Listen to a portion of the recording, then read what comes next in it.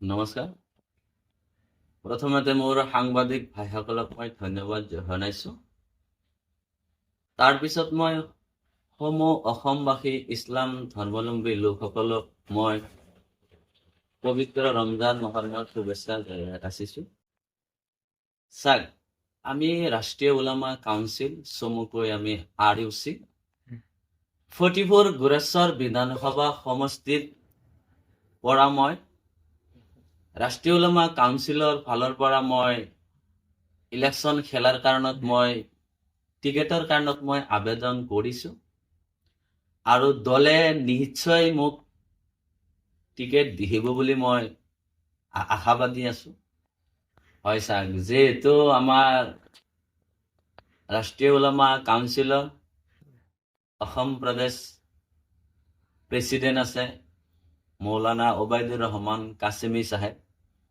তেখেতে মোক BTCৰ ইনচাৰ্জ হিচাপে দায়িত্ব দিছিল। তেখেতে পিছত মোৰ কাম কাজ চাই তেখেতে মোৰ ইয়াতে আহি উপস্থিত হৈ কাৰ্যালয় BTCৰ মুখ্য স্থায়ী কাৰ্যালয় উদ্বোধন কৰি দিহি যায়।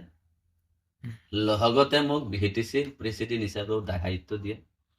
BTCৰ প্ৰত্যেকটা চুকে কোণে মই কাম কৰি আছো আৰু BTCৰ যিকেইটা ডিষ্ট্ৰিক্ট আছে মই গঠন কৰিছো আৰু BTCত আমি কেণ্ডিডেট দিয়াৰ কাৰণে আমি জোৰদাৰ হকে আমি কাম কৰি আছো। এতিয়া চাওক, BTCত আমাৰ যেহেতু এইটো ৰাষ্ট্ৰীয় ওলামা কাউন্সিল দল, আমাৰ দলৰ এটা শ্লোগান আছে যে 1 টাকাৰ ৰাত চলেগা, হিন্দু মুসলিম সাথ চলেগা। এইটো আমাৰ দলৰ এটা শ্লোগান আছে।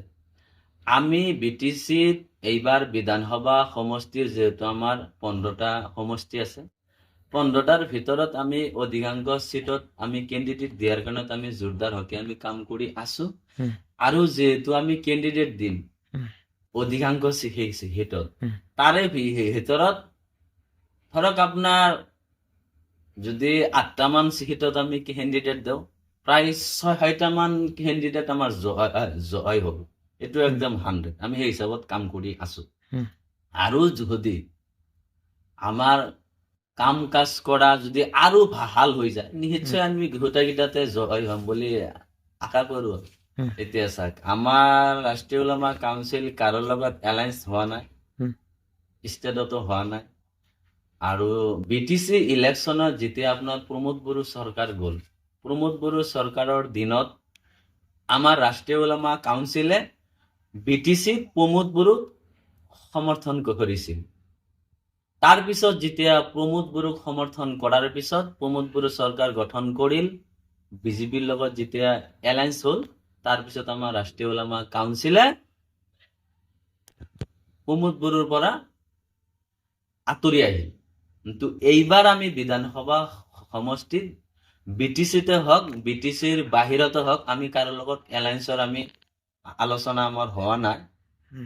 আঁকোৱালি ল'ব, কাৰণ আমাৰ দলটোৰ নীতি আদৰ্শ ভাল পায়। বহুত মানুহে বহুত দলৰ পৰা আহি যোগদান কৰিছে, সেই হিচাপত আমি ক'ব পাৰো।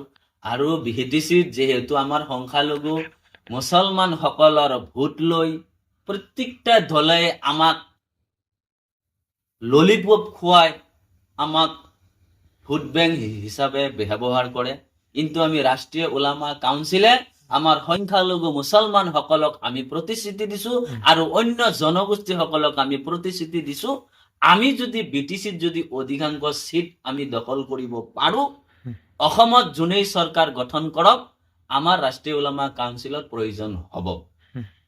প্ৰয়োজন যেতিয়া হৈ যাব, আমাৰ ৰাষ্ট্ৰীয় ওলামা কাউন্সিলৰ প্ৰতিশ্ৰুতি থাকিব। হয়, আমি আপোনালোকৰ লগত আমি সমৰ্থন কৰিম, BTCত থকা প্ৰত্যেকটা জনগোষ্ঠীক সমান অধিকাৰে দেখিব লাগিব। আৰু BTCৰ ভিতৰত যেটো ভূমিৰ সমস্যা আছে, আজি চাওক হাগ্ৰামা মহোদয় ডাঙৰীয়া তেখেতে BTC ইলেকশ্যনৰ আগত বক্তব্য দি দিছিল যে BTC চুক্তি হোৱাৰ পিছত BTCত থকা সকলো জনগোষ্ঠী BTCৰ বাসিন্দা হয় আৰু সকলোকে মাটিৰ পট্টা দিয়া হ'ব। আৰু সেইজন হাগ্ৰামা মহিলাৰী ডাঙৰীয়াই এতিয়া কি কৈ আছে BTC কিবা অসমৰ বাহিৰত নেকি? হুম। BTCওতো অসমত হয়, আইনী অনুযায়ী মাটিৰ পট্টা দিয়া হ'ব। সেই কাৰণত ভাবিছো আমি ৰাষ্ট্ৰীয় ওলামা কাউন্সিলে আমি প্ৰত্যেকটা জনগোষ্ঠীৰ লগত লৈ আমি মিলাপ্ৰীতি ভাৱে জোৰদাৰ হকে আমি ৰাষ্ট্ৰীয় ওলামা কাউন্সিল আমি জয় কৰাৰ কাৰণত আমি চেষ্টা কৰিম।